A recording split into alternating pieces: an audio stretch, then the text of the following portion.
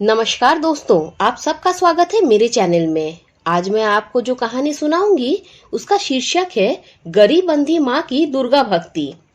एक सड़क दुर्घटना में रत्ना के पति की मौत हो गई थी। इस दुर्घटना में रत्ना ने भी अपनी दोनों आंखों की रोशनी खो दी थी। रत्ना अपने बेटे महेश के साथ रहती थी। महेश बिजली विभाग में सरकारी नौकरी करता था। एक दिन शाम को महेश ऑफिस से घर पहुंचता है। तब रत्ना बोली, महेश आ गया बेटे, तू हाथ मुंह धो ले, मैं तेरे लिए खाना लगा देती हूँ। महेश बोला, खाना बाद में खा लूंगा, अभी मुझे भूख नहीं है। तब रत्ना बोली, क्या हुआ, आजकल ठीक से खाता पीता नहीं है और ना ही हमसे बात करता है। महेश बोला, ऐसी कोई बात नहीं है माँ। तब रत्ना बोली, अच्छा तो फिर कोई और मामला है? अब जल्दी से उसका नाम बता दे तू मुझे, जिसने तुझे इतना परेशान कर रखा है। महेश बोला, सुनैना। पर माँ मुझे पता नहीं वो हम लोगों के साथ एडजस्ट कर पाएगी या नहीं। तब रत्ना बोली, सिर्फ वो ही क्यों एडजस्ट करेगी, हम भी करेंगे।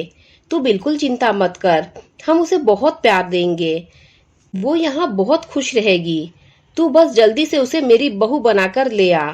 रत्ना को बिल्कुल भी अंदाजा नहीं था कि वह कितनी बड़ी भूल करने जा रही थी। महेश ने उसे जितना बताया था वह बहुत कम था। असल में तो सुनैना एक नंबर की घमंडी, आलसी और बदतमीज किस्म की लड़की थी।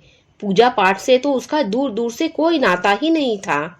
महेश उसके बारे में सब कुछ जानता था, लेकिन फिर भी वह उससे शादी करना चाहता था क्योंकि वह बहुत सुंदर थी। महेश अच्छा कमाता था और इकलौता लड़का था, इसीलिए सुनैना के घर वालों को भी उसकी शादी से कोई परहेज न था। और जल्दी ही सुनैना बहू बनकर रत्ना के घर आ गई।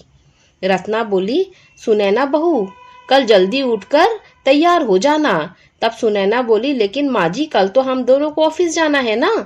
तब रत्ना बोली, महेश से बात हो गई है, ऑफिस जाने से पहले हम घर वापस आ जाएंगे। सुनैना बोली, इसका मतलब तो कल सुबह बहुत जल्दी उठना पड़ेगा। सॉरी माँ जी, लेकिन मुझसे नहीं हो पाएगा। रत्ना बोली, बहू ऐसा नहीं कहते, तुम्हारी नई गृहस्थी शुरू हो रही है, मंदिर जाकर दुर्गा माँ का आशीर्वाद लेना ही होगा। सुनैना बोली, मुझे ये सब फालतू की बातों में कोई इंटरेस्ट नहीं है, यह तो बस टाइम खराब करने वाली बात है। रत्ना बोली, तुम कैसी बात कर रही हो बहू, माँ दुर्गा के आशीर्वाद से हम हर मुश्किल से लड़ सकते हैं। अपने भक्तों पर वह हमेशा ही कृपा बनाए रखती हैं। सुनैना बोली, लेकिन आपको देखकर तो ऐसा नहीं लगता कि माँ की कृपा है आप पर। रत्ना अकेले ही माँ दुर्गा के मंदिर चली गई और हाथ जोड़कर प्रार्थना करने लगी।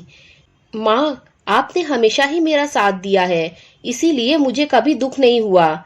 मैं अंधी हूँ, लेकिन अब मुझे पहली बार डर लग रहा है। मेरे परिवार पर अपनी कृपा दृष्टि बनाए रखना। सुनैना बोली, न जाने कहाँ आकर फंस गई।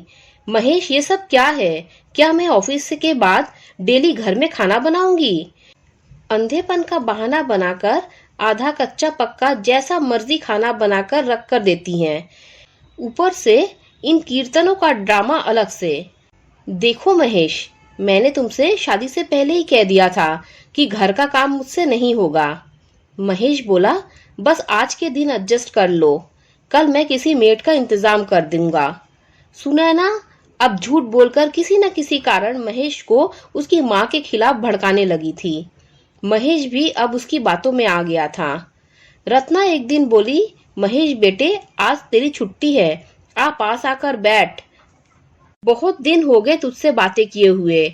महेश बोला, क्या करूंगा तुमसे बात, तुम तो मेरी बीवी की बुराई करोगी, लेकिन मैं देख रहा हूँ कि तुम सब जानते हुए भी उस बेचारी को परेशान करने का कोई मौका नहीं छोड़ती। रत्ना बोली, लेकिन मैंने ऐसा क्या किया है? अब रत्ना से बात करने वाला कोई नहीं था, वह बिल्कुल अकेली रह गई थी। एक दिन रत्ना बोली, बहू, महेश बेटा कब आएगा? तब सुनैना बोली, उनको देर हो जाएगी। वैसे आपको क्या काम है उनसे? रत्ना बोली, कल मंदिर में भंडारा है, अगर वो भी कुछ दान दे देता तो अच्छा होता। तब सुनैना बोली, एक तो आप पर पैसा खर्च करे और फिर मंदिर में भी पैसे वेस्ट करें। हमारे पास इतने पैसे नहीं हैं गरीबों को लुटाने के लिए। वैसे भी गिनती के कुछ दिन ही बचे हैं आपके पास, वो भी अंधेरे में बीत जाएंगे, तो कोई फायदा नहीं है ये सब दुर्गा भक्ति और दान पुण्य करके, समझी। रत्ना के सब्र का बांध टूट चुका था और वह बिना कुछ किसी से कहे घर से हमेशा हमेशा के लिए चली गई। सुनैना का सपना पूरा हो गया। महेश ने भी अपनी माँ को ढूंढने की कोई कोशिश नहीं की। ऐसे ही कई साल बीत गए।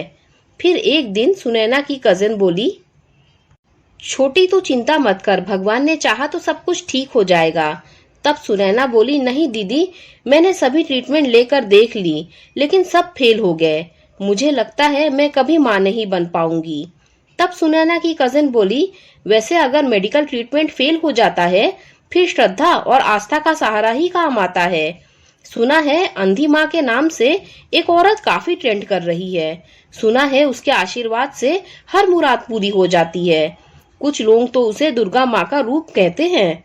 सुनैना बोली, ये सब क्या बकवास है, आप तो जानती हो ये सब बेकार की बातों पर मुझे यकीन नहीं होता। सुनैना की कजिन बोली, अरे एक बार उनके पास जाने में क्या बुराई है, क्या पता कोई चमत्कार ही हो जाए। अपनी बहन की बात मानकर सुनैना महेश के साथ मंदिर चली गई, लेकिन जैसे ही उसने अंधी माई को देखा तो उनके होश उड़ गए। वो महेश की माँ थी, लेकिन अब वह बिल्कुल बदल चुकी थी। ये उनकी भक्ति की शक्ति थी कि उनके स्पर्श मात्र से ही लोगों की अधूरी इच्छाएं पूरी हो जाती थी। रत्ना अब भी कुछ देख नहीं सकती थी, लेकिन अब उसे कुछ देखने की जरूरत भी नहीं थी, क्योंकि वह दुर्गा भक्ति में पूरी तरह से इस दुनिया को छोड़कर जा चुकी थी। दोस्तों, अगर आपको दुर्गा भक्त की ये कथा अच्छी लगी हो तो लाइक कर दीजिए, मेरे चैनल को सब्सक्राइब कर दीजिए। जब आप मेरे चैनल को सब्सक्राइब करें तो बेल का आइकन भी प्रेस कर दीजिए, जिससे मेरी आने वाली सारी कथा कहानियां आप तक सबसे पहले पहुंच जाएगी। Thanks for listening.